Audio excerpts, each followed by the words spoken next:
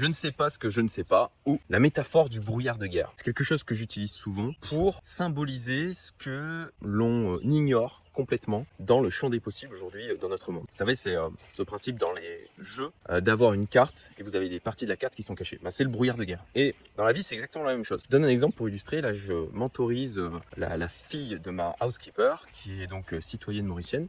Et je l'aide à monter en compétence sur la partie investissement, entrepreneuriat. Et donc elle est confrontée à une problématique.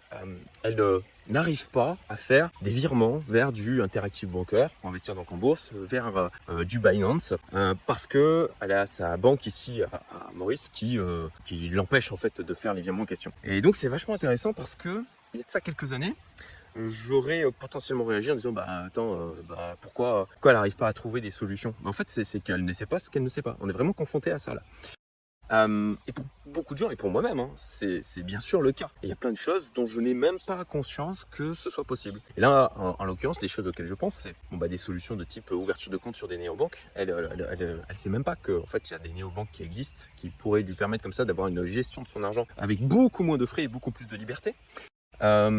Elle ne sait pas qu'elle pourrait me demander en fin de compte de m'envoyer de l'argent sur mon compte MCB et moi j'enverrai du stablecoin sur son compte Binance qui lui permettrait comme ça d'investir.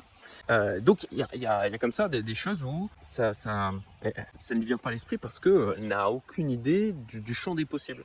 Et là-dessus, le moyen rapide de découvrir comme ça des parties de la carte, de lever du brouillard de guerre, et ainsi de tout de suite savoir où sont les dragons, en clair les dangers, et où sont les coffres d'or, c'est de côtoyer des gens qui en savent plus, qui sont plus avancés. Et c'est exactement ce qu'elle fait du coup avec moi, c'est que moi je lui apporte comme ça des informations qu'elle n'aurait pas pu avoir accès autrement.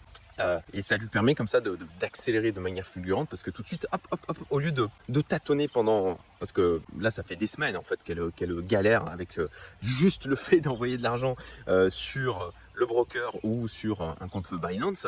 Je lui distille, je lui lève des parties de la carte au fur et à mesure parce qu'il ne faut pas non plus tomber dans l'indigestion et que d'un seul coup, je lui dévoile tout. Waouh, ça fait trop d'informations, ça fait peur.